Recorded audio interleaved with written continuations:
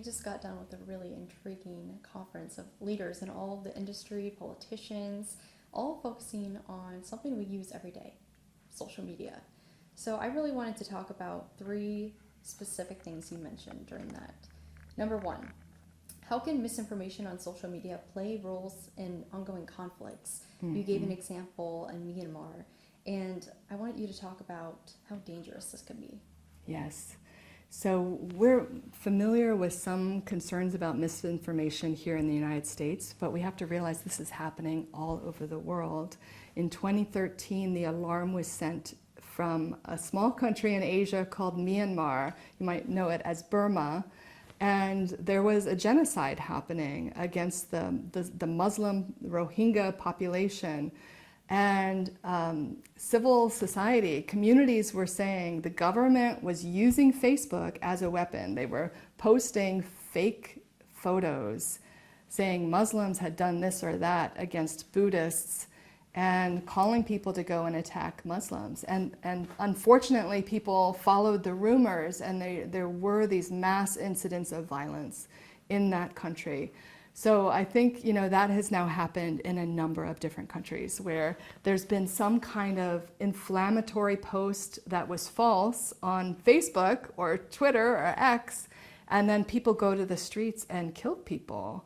And so like this sort of what happens online doesn't stay online. It rolls out into all of our lives. And we see that in communities here in the United States when young people die by suicide because of something that they saw on Facebook about them or about losing weight with anorexia, so many different things. It's like amplifying the worst parts of human life, and it's not really contributing in the way it could to really the social good or the way we want our societies to work together. Yeah, and I think a lot of people see it as an innocent tool, a place to share pictures of friends and family, but there's that dark side of social media. Yeah.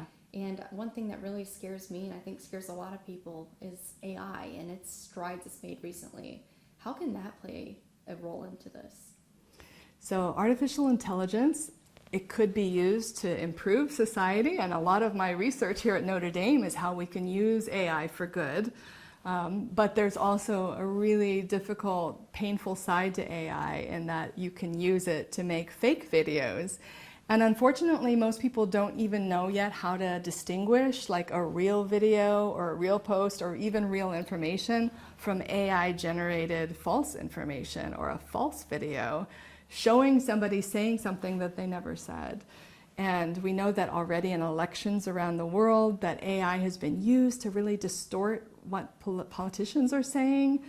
So it's very dangerous. And we see it here in this country also with pornography, with sort of these videos and photos that have been AI generated that are being used, to really taunt. Often it's women.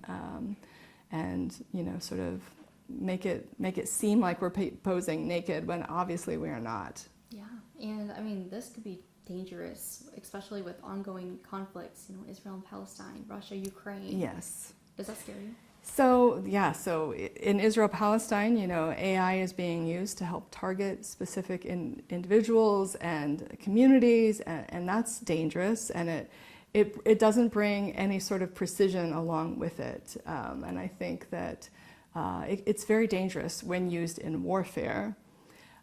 We are using AI to also help the public talk to each other and understand each other. So again, AI has positive impacts on democracy, but we have to know enough about how it works, how it needs to be regulated, and we need to be informed as citizens in what's dangerous and what's not dangerous. And so I really applaud journalists for covering these stories and trying to help the public understand what is happening in the world around them. I was just telling Tracy, this is one of the reasons why I do my job. I want to be the person with the real information. And I did a lot of work with this in college, Great. So I'm just really interested in it. Great. But my next question, let's kind of go to the next one. You talked about how users can kind of select what's on their feed with their algorithm and with that confirmation bias. Mm-hmm. Why is this dangerous? So unfortunately, each of us has a unique news feed, and it feeds us what it thinks we want to see.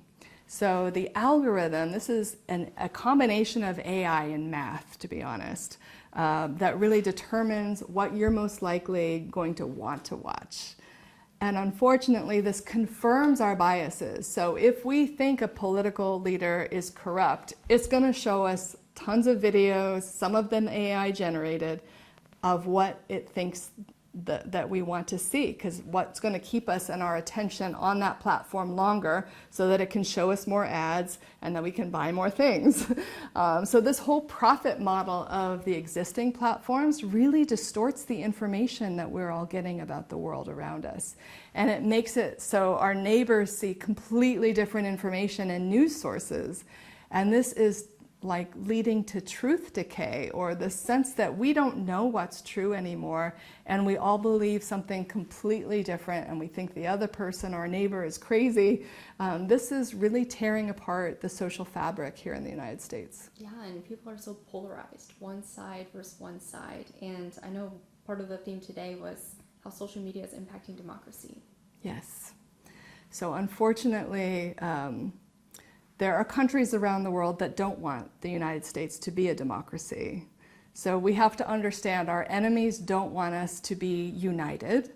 They want to divide us. And the way to divide Americans is by showing us different information and by using our own platforms, Facebook and X, to put propaganda and disinformation that makes us hate each other. So I think what's really important for Americans is to understand is that we are weaker as a country when we are divided.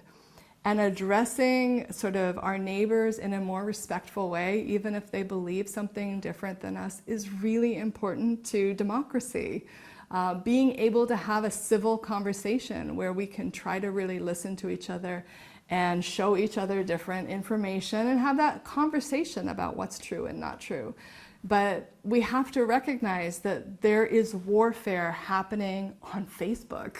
It's a weapon that's being used against us to tear us apart. It's a weapon, yeah. And you talked about all the hatred on Facebook, and just being in the media, I can see it firsthand with people arguing in the comments or saying it's fake news. And most of the viral videos on YouTube I see are from hate comments.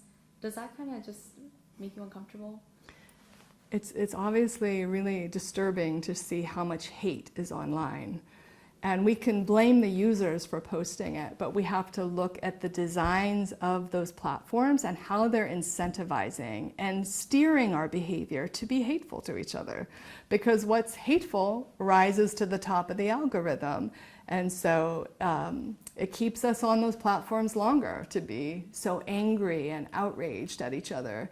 And so we have to realize this is an outrage industry. They're profiting over our anger and our hatred, while foreign countries are trying to divide us by getting us to talk in a more hateful way to each other. So this is a system that we have to understand. Wow, very interesting. And then my last question. What are you hoping for an overall goal with social media, the guidelines? Yeah. And where do we start? Right. So the good news is there are alternative platforms. And here at Notre Dame, we're studying, like, what is the design of an alternative platform that lets people really listen to each other, find out what's true and what's not true together, build facts instead of fact-checking, fact-building together, and then being able to solve problems together with algorithms that help us see what we have in common and what ideas that we think could help solve problems, from migration to the environment. There are platforms already designed to help us make solutions together, to develop and make decisions together. So I think that's exciting, that in the future we're going to have better choices. Yeah, and how are we going to get people off the ones used now and onto the new? So there's a new idea called interoperability, which would allow me to, go to another platform and still talk to all my friends on Facebook. So interoperability means people could be on one platform and talk to people on another. And the reason why a lot of people aren't leaving Facebook now is because they have lots and lots of friends there, or maybe it's Instagram or X. So this idea of interoperability, it's what governments are now passing legislation that allows competition to happen between the platforms, because consumers, we need consumer choice to be able to go to platforms that enable us to be better people together and better communities. And I think that this is what's exciting, is that now we have realized that tech regulation just focused on content is kind of missing the boat.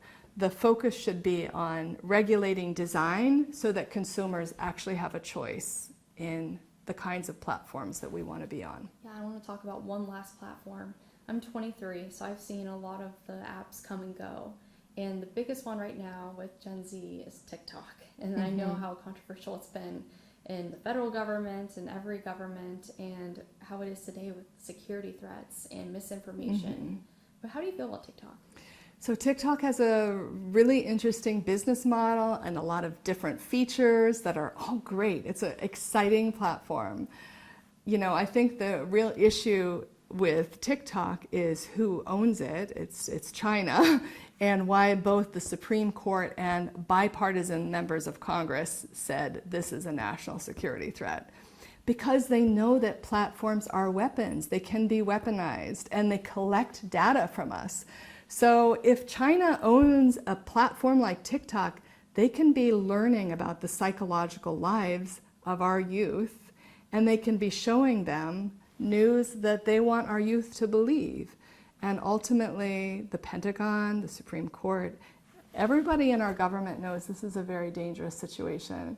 But TikTok is not the only platform that controls us. This Meta is the same way, even though it's based in our own country. Do we want a corporation to have all the private data of psychology of our youth? Or do we want it to determine what news we see or don't see? We have to realize these corporations, these technology corporations, have a massive amount of influence on our society. They can undermine our society, or they could build it up. And right now, their designs are undermining our society. I could talk about this all day, but I'll wrap it up here. So what do you think needs to happen on a government standpoint? So there are a range of really interesting new technology regulations that would enforce interoperability. The state of Utah, a very conservative state, has passed this.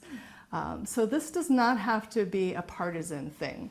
I think we can prove that Republicans and Democrats will benefit from more consumer choice, for more safety on these platforms for youth, and for options that enable us to be able to solve problems together. Because right now we have a government that doesn't work. And it doesn't work partly because social media is so broken. All right, anything you'd like to add? Anything you'd like to That's say to a the lot. viewers? I know it's a lot. I can't think of anything else. All right, well, thank Thank you so you. much for your time. Appreciate it. I really enjoyed it. Yeah. I'll get a quick two-shot. Oh, yeah. Thanks for watching. Here's another story you may like. And subscribe to the WSBT 22 YouTube channel.